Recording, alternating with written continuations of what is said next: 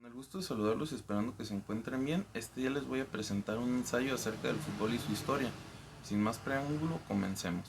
La historia del fútbol se considera a partir de 1863, año de la fundación de la Asociación Inglesa de Fútbol, aunque en sus orígenes, al igual que los demás códigos de fútbol, se remontan varios siglos en el pasado, particularmente en las Islas Británicas durante la Edad Media. Los primeros códigos británicos que dieron origen al balompié se caracterizaban por su poca organización y violencia extrema. También existían otros códigos menos violentos y mejor organizados. Uno de los más conocidos fue el Calcio Florentino, deporte de equipo muy popular en Italia. La formación definitiva del fútbol tuvo su momento culminante durante el siglo XIX. Bien, el fútbol clásico, desde la creación de este deporte hasta finales de los 80s y principios de los 90s, tenía un juego tosco en el que había muchos jugadores grandes y destacaban un par de jugadores por equipo solamente. Estos jugadores tenían alguna habilidad especial individual, como podía ser el regate, ser el goleador del equipo o alguna habilidad colectiva. Muchos jugadores de este tipo acabaron sobresaliendo en sus equipos y se convirtieron en leyendas del fútbol. En el regate como Garrincha, jugadores como Platini u organizadores como Charlton o Beckenbauer, aunque se recuerda un poco más a los virtuosos como Johan Cruyff, Pelé o Maradona. El juego era bastante simple por aquel tiempo, abundaban las jugadas individuales y el juego de posesión y los pases eran muy poco frecuentes. En el fútbol clásico también se destacaba por ser más pasional que el actual, ya que no había tantas peleas y las pérdidas de tiempo eran más moderadas y no se veían tantos jugadores hacer teatro como hoy en día. Uno de los casos más icónicos hoy en día es Neymar, que constantemente hacía escenas durante los partidos. El fútbol moderno se basa en el juego colectivo, hay más pases y apoyos que en el fútbol clásico. Actualmente también destacan grandes jugadores como es el caso de Messi o de Cristiano Ronaldo.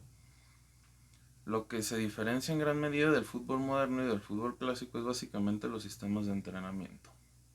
En el año 1848, representantes de diferentes colegios ingleses se dieron cita en la Universidad de Cambridge para crear el Código Cambridge, que funcionaría como base de la creación del reglamento de fútbol moderno. Finalmente, en 1863, en la ciudad de Londres, se oficializarían las primeras reglas del fútbol. Desde entonces ha tenido crecimiento constante hasta llegar a ser uno de los deportes más populares del mundo, con aproximadamente 270 millones de personas involucradas. Algunos acontecimientos importantes son en 1863 la fundación de Football Association, que organizaría el fútbol moderno.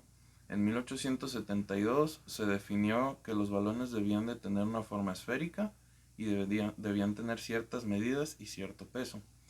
En 1881 la primera aparición de la figura del árbitro. En 1886 la fundación de la International Football Association Board.